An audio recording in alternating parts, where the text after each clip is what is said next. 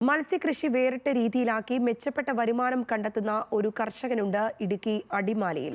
കോയി carp അഥവാ വർണ്ണ മത്സ്യങ്ങളെ വളർത്തി വിനോദസഞ്ചാരികളെ ആകർഷിച്ചാണ് അടിമാലി ചാറ്റുപാറ സ്വദേശിയായ കർഷകൻ മത്സ്യകൃഷിയിൽ വേറിട്ട പാത തെളിയിച്ചത്.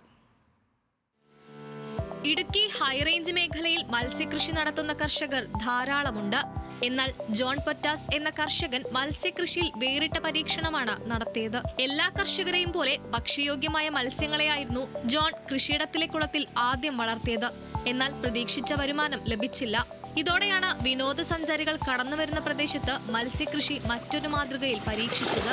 കാഴ്ചയിൽ സുന്ദരവും കൗതുകവും ജനിപ്പിക്കുന്ന കോയി കാർപ്പിനത്തിൽപ്പെട്ട മത്സ്യങ്ങളെ വളർത്തി മനുഷ്യരുമായി അടുത്തിടപഴകുന്ന രീതിയിൽ മത്സ്യങ്ങളെ മാറ്റിയെടുത്തു.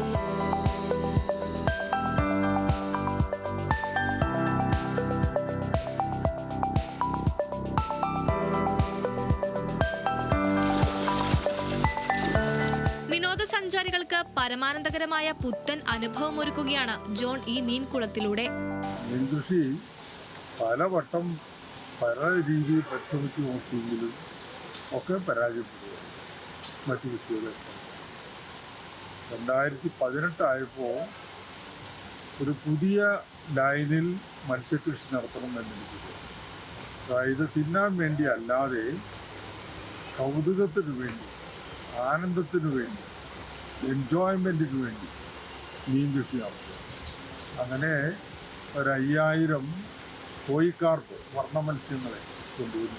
മത്സ്യഫാമിൽ വിനോദസഞ്ചാരികൾക്ക് സഞ്ചരിക്കാൻ ചെറു ചങ്ങാടങ്ങളും ഒരുക്കിയിട്ടുണ്ട്. ഫാമിലെ ചെറുതടാകത്തിൽ കാല് നീട്ടിയാൽ കോയിക്കാർപ്പ് മത്സ്യങ്ങൾ പൊതിയും.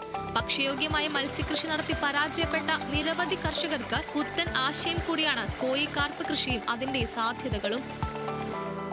ന്യൂസ് മലയാളം, ഇടുക്കി.